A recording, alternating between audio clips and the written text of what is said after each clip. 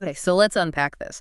Back in 2018, there were these two teenagers, and they were just sitting in a cramped bedroom, laughing at old Vine compilations and weird YouTube videos. Right. Just hanging out. Yeah, exactly. Just hanging out. But then a few hours later, they walked out with a piece of music that mathematically trapped, literally millions of listeners in this sonic simulation of clinical depression. It's really the ultimate creative paradox. Mm. You have this super casual, low-stakes environment of two kids messing around. Yeah. And the output is this just pitch black, suffocating anthem. And it went on to define the specific anxieties of an entire generation. It's wild because we know you as a listener, you want the full 360-degree view. We're not just going to read you some Wikipedia summary of Billboard chart metrics today. No, definitely not. We are actually pulling out the sheet music to understand the acoustic physics of how a melody can feel like a cage. Which is fascinating. Right. And we are applying a university study that uses Freudian psychodynamic theory to analyze the lyrics. Plus, we have intimate interviews with the artists, and we're going deep into the Reddit archives to see how real people use this song to process their own trauma. Yeah, we're covering a lot of ground. We really are. The song is Lovely by Billie Eilish and Khalid, and the contrast between what this song achieved commercially and what it is actually saying is just staggering. Oh, absolutely. It hit gold and platinum globally. Yeah. It racked up hundreds of millions of streams, and it anchored the soundtrack for the television show 13 Reasons Why. Which is heavy on its own. Exactly. And yet, fundamentally, it is a sarcastic exploration of being permanently imprisoned by your own mind. Which is so unusual for a pop hit. Right. When you look at the landscape of mass-market pop music, it usually functions as a vehicle for escapism. Oh, for sure. It relies on a driving beat or an infectious hook about romance or rebellion, something designed for maximum frictionless mass appeal. Like a song you play at a party. Exactly. But Lovely is the antithesis of that. It doesn't offer an escape. It drags the listener down into a state of absolute stasis. Wow. And by layering the musicology, the psychology, and the audience reception, you start to see a map of modern adolescent anxiety. You see the invisible architecture of why so many people felt this song was echoing their specific pain. So before we get into that heavy psychological architecture and the chord progressions, the actual physical space where this song was born requires some attention. It really does. Because the contrast is just too bizarre. When you listen to the finished track, it feels immense. It's brooding, it's cinematic. Yeah, it sounds huge. Right. You have this haunting, wailing violin played by Madison Leinster. And as a listener, you picture this being tracked in some cavernous, dimly lit studio. Like a massive string section and a team of veteran producers agonizing over a giant mixing board. Yes, exactly. Yeah. But the reality is much closer to this modern bedroom pop movement. Yeah, it's a completely different vibe. Nope. The collaboration actually started with a Twitter DM. Oh, wow. Just a DM. Yeah, just a direct message. Khalid had just released his massive debut album, American Teen, which completely skyrocketed his career. He was everywhere at that point. He really was. And he reached out to Billie, who was only 16 at the time. 16. Wow. Yeah, 16. He mentioned he's moving to Los Angeles and just suggested they hang out. So they ended up in the tiny bedroom of Phineas, who is Billie's brother and primary producer. And Khalid admitted in interviews that they spent maybe, 40% of their time actually working on the music? Yeah, 40% tops. The other 60% was just them sitting around as new friends, watching the internet pass by, looking at old Vines and weird YouTube videos. Which is crazy to think about. It's a testament to how technology has entirely democratized music production, though. Yeah, I guess that's true. Phineas built this incredibly dense, world-class pop production around their vocals. And he relied on a minimalist piano and those layered strings entirely within the confines of a childhood bedroom. It's incredible. It proved definitively that the $1 million studio system is no longer a prerequisite for a platinum record. Okay, but wait. I'm having a hard time buying this narrative at face value. How so? You're telling me two teenagers watching internet memes organically birthed one of the most depressing anthems of the decade? Yeah, that's what happened. But that doesn't add up. If they were just hanging out, where does this intense, suffocating darkness come from? There has to be a reason this specific sound poured out of them in that moment. Well, if you look at the intense microscope they were both under, at the time, the bedroom setting actually explains the darkness rather than contradicting it. Oh, interesting. Like it was a refuge. Exactly. In an interview with L'Officiel magazine, Khalid spoke incredibly candidly about the suffocating pressure of his sudden fame. Right, because he blew up so fast. Yeah, he was approaching 21 dealing with the colossal cultural footprint of American teen. And he described feeling entirely boxed in by the public's perception of him. Which has to be exhausting. It is. The industry expectation is that a pop star must project happiness 100% of the time. He posed a really poignant question, actually. What was it? He asked, how can you expect someone who makes sad music to constantly walk around with a smile on their face? Oh, wow. That makes so much sense. Right. So sitting in Phineas's low-pressure bedroom, completely isolated from industry executives and the public eye, that was probably one of the few environments where they didn't have to perform. Exactly. They didn't have to be on. They could drop that cheerful pop star facade and actually acknowledge how exhausting it all was. So the bedroom wasn't just a recording space. It was a safe space to explore a very dark headspace. You nailed it. And that dark headspace was translated directly into the mathematics of the music. Phineas didn't just write a sad melody. He engineered a structural trap. Okay, let's pull out that academic breakdown of the music theory, because this is where it gets really technical but super fascinating. It really is. The analysis points to the opening melody of the song relying on something called an auxiliary figure. So let's translate that for someone who, hasn't taken a college music theory class. What is the actual mechanic of an auxiliary figure? Right. So in the simplest terms, an auxiliary figure is a melodic pattern that steps away from a starting note only to immediately return to it. Okay. In Lovely Figure Me, this specific figure uses just 3 pitches. The core notes follow an A to B, back to B, back to A and A again. So it's A, B, B, A, A. Exactly. So if a melody starts and ends on the exact same note, it's like pacing back and forth in a locked room. You take a step forward and you end up right back where you started. That is the exact psychological effect, because Phineas places that starting A and the concluding A on the strong, heavily accented beats of the measure. It creates this profound sense of finality. Like you're stuck. Right? It feels like a closed loop. The acoustic gravity pulls you right back to the floor. This is where the songwriting becomes incredibly subversive, I think. Because if you listen to the lyrics being sung over that auxiliary figure, Billie sings, thought I found a way out. Yes. The words are actively looking for an exit. But the notes she is singing disagree with her. They completely disagree. The lyric suggests movement, but the melody is literally shutting the door. It is a sonic dead end. The music is actively undermining the hope of the narrator.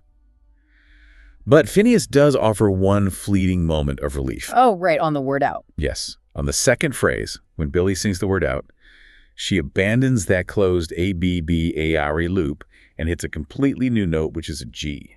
And acoustically, what is that G doing to the human ear? Like, why does it feel so significant when you hear it? It creates what theorists call a suspension and resolution, specifically a 4-3 movement. Okay, break that down a bit. So think of a suspended chord like physically holding your breath. The frequencies of the notes are clashing just enough to create a subtle dissonance. Like a tension. Exactly a tension that the human brain desperately wants to resolve.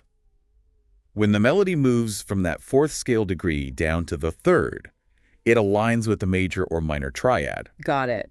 It is the acoustic equivalent of a deep exhale. So for a fraction of a second, the harmony resolves, the tension lifts, and the listener feels a genuine sense of escape. You think, oh, we actually found the way out. But then the very next lyric is, but you never go away. So the exhale is interrupted and the trap slams shut again. It's brutal. It's like wandering through a maze and you see this glowing exit sign over a door, but when you turn the knob and pull it open, there's just a solid brick wall behind it. Right. You are punished for believing the relief was real. That cyclical punishment is mirrored in the underlying chord progression, too. The entire track cycles through C, E minor, and B minor over and over again. Just those 3? Just those 3. There is no triumphant key change. There is no soaring bridge that lifts the song into a new emotional territory. Wow, so it just loops. Yeah, this hypnotic, unrelenting repetition simulates the cyclical, grinding nature of clinical depression.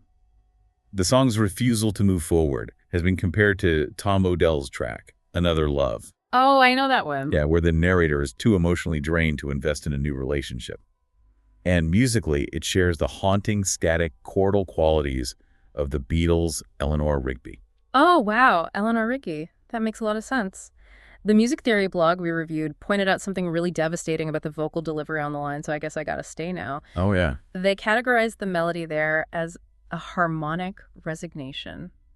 which is just such a phrase. Harmonic resignation is the perfect term, because when the melody lands there, it doesn't sound peaceful. No, not at all. It doesn't sound like a Buddhist acceptance of circumstances. It just sounds completely worn out. It is the sound of someone who has exhausted all their energy pushing against the walls and has finally just collapsed on the floor. Man, that is heavy. So if the music itself is this meticulously constructed cage, we have to look at what the lyrics are communicating from inside that cage. Right? The lyrics give us the narrative of the person trapped. And to unpack that text, we are relying on this really fascinating study published in the International Journal of Language and Literary Studies. Yeah.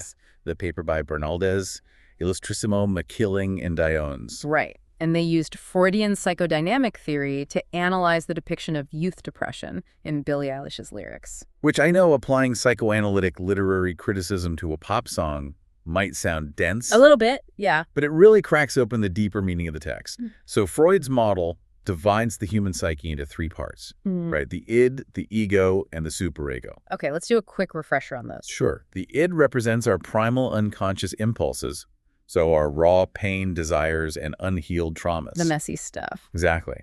The superego is the critical, moralizing part of the mind that tries to enforce rigid rules and protect us.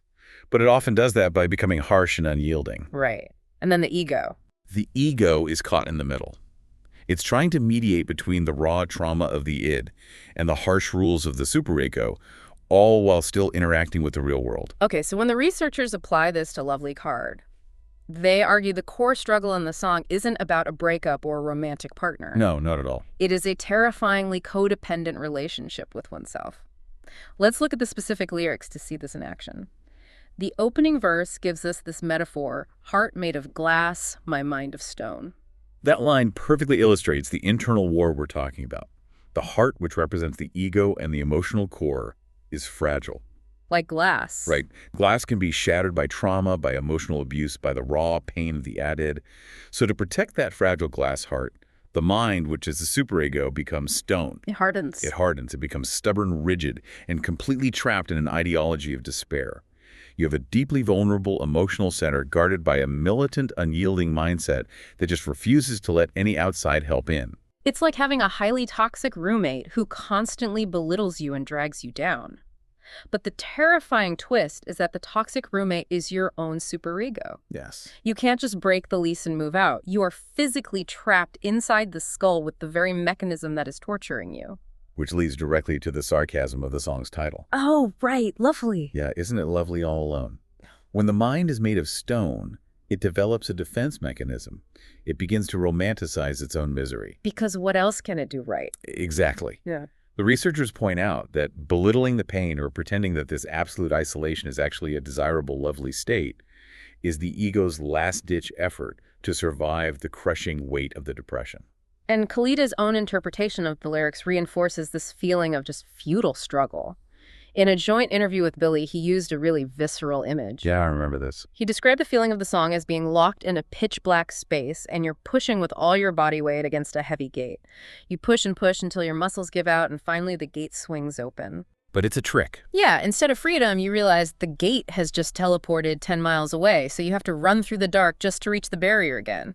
It's a Sisyphean task. The struggle is the only reality. That analogy makes the final lyric of the chorus deeply unsettling.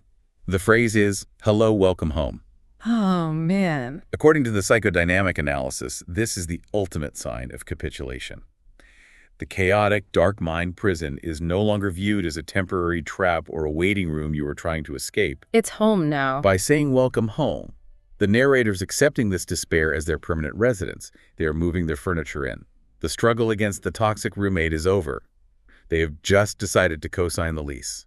Wow, that is so dark. So translating that complex internal psychodynamic struggle into a visual medium for millions of fans, I mean, that is a massive challenge. Absolutely. But the music video, which was directed by Taylor Cohen, essentially builds a literal physical manifestation of that Freudian mind prison.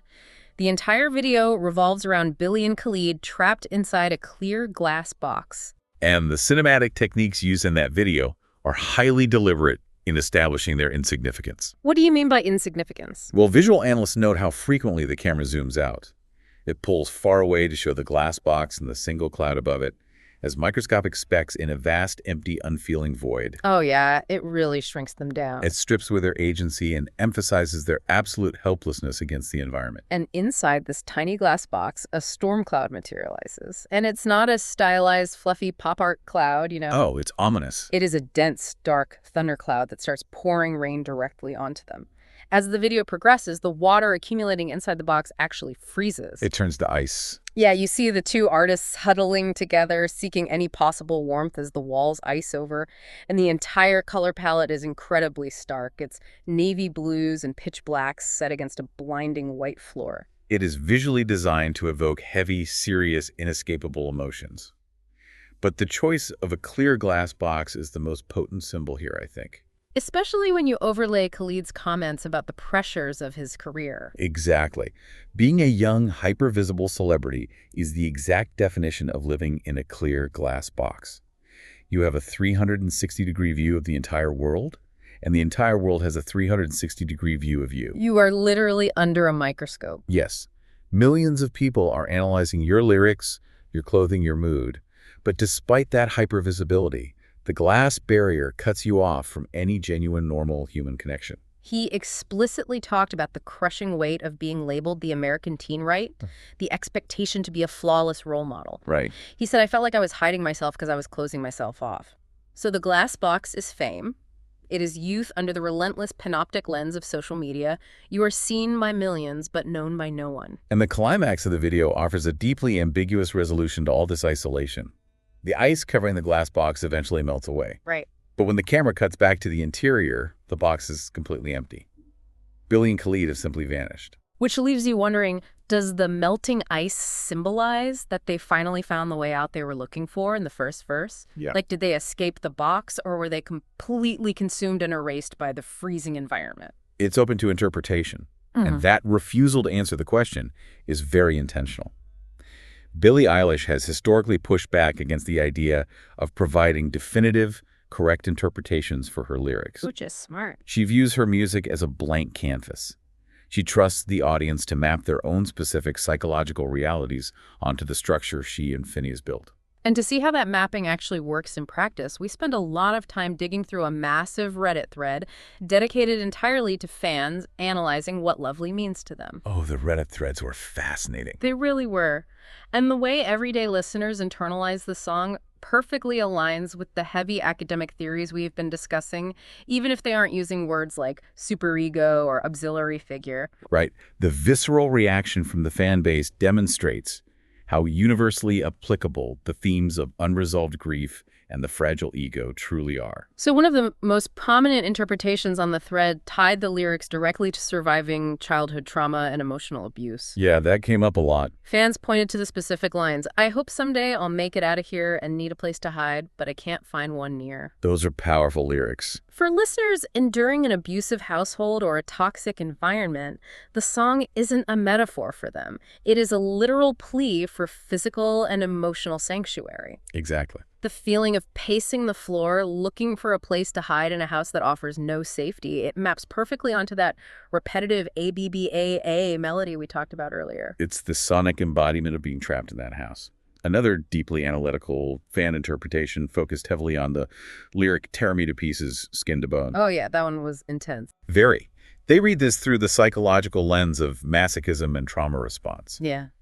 The argument was that when a person is subjected to constant emotional pain and absolute isolation, simply surviving, that pain becomes a vital source of identity. Right, like it becomes who you are. Yes. You begin to ask for more pain, tear me to pieces, because enduring the destruction proves you are strong. The brain finds a twisted, desperate pleasure in its own resilience. That is the mind of stone in action. The superego hardens itself to survive the glass heartbreaking, and then it takes pride in how hard it has become. Exactly. It's a defense mechanism that just morphs into self-destruction. And then we saw a whole subset of fans who interpreted the song through the exact same lens Khalid spoke about. The toxicity of the music industry. Yes. They viewed the song as a thinly veiled cry for help from young artists who were suddenly trapped by predatory contracts, brutal touring schedules, and the impossible expectations of fame. Just desperately wanting out of the machine they helped build. Exactly. The reason all of these divergent interpretations work simultaneously comes down to the vocal delivery and the arrangement. Uh-huh. Because Lovely is a duet, and Billie and Khalid execute these incredibly tight, haunting harmonies, it fundamentally alters the relationship with the listener. How so? Like, it makes it more intimate. Yeah, they aren't singing at the audience from a place of authority or trying to offer some kind of healing. The tight harmonies create a profound sense of solidarity.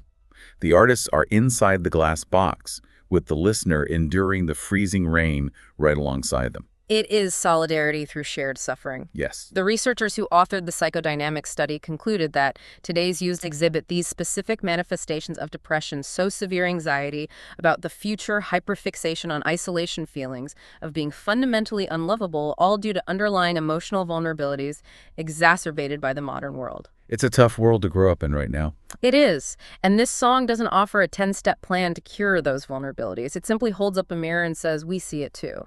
And for a listener who feels entirely invisible to the adults in their life or to society at large, that validation is incredibly powerful. It really is. The critical and commercial dominance of this song isn't a mystery when you look at it through that lens. It wasn't a massive hit in spite of being relentlessly dark. It achieved hundreds of millions of streams because its darkness felt authentically mathematically true to a generation dealing with unprecedented levels of hypervisibility and absolute isolation. So we started this deep dive with two teenagers sitting in a bedroom watching internet videos, trying to escape the pressure cooker of their own rising fame. Right, just two kids hanging out. And from that incredibly casual, unassuming space, they constructed a mathematically claustrophobic melody designed to trap the human ear. They wrote poetry that holds up to rigorous Freudian psychoanalysis, exploring the devastating war between a hardened mind and a fragile heart. Which is still hard to believe they did that in one afternoon. It is. They built a visual language of a freezing glass box to represent the microscopic expectations placed on modern youth, and they released it into the digital ether, where millions of people used its architecture to house their own experiences of abuse, trauma, and burnout. It remains a masterclass in translating internal psychological paralysis into a universally understood piece of commercial art. Yeah. The song refuses to go anywhere, musically or narratively, because severe depression refuses to go anywhere. It just circles itself in the dark. Which brings us to the final, really unsettling reality of the track. Yeah, since you as a listener have followed the mechanics of this song all the way to the bottom, it leaves you with a deeply provocative thought to consider. Go for it. The song ends with that chilling phrase of total surrender, hello, welcome home. Right, we talked about that accepting the prison. Exactly. Since hundreds of millions of people found deep comfort and solidarity in this track, it raises a vital question about our relationship with sad media in general. When we repeatedly listen to a song like Lovely, are we actually seeking a way out of our depression? Or are we as a collective society just decorating the walls of our own glass boxes, making peace with the prison and saying to our darkest thoughts, welcome home?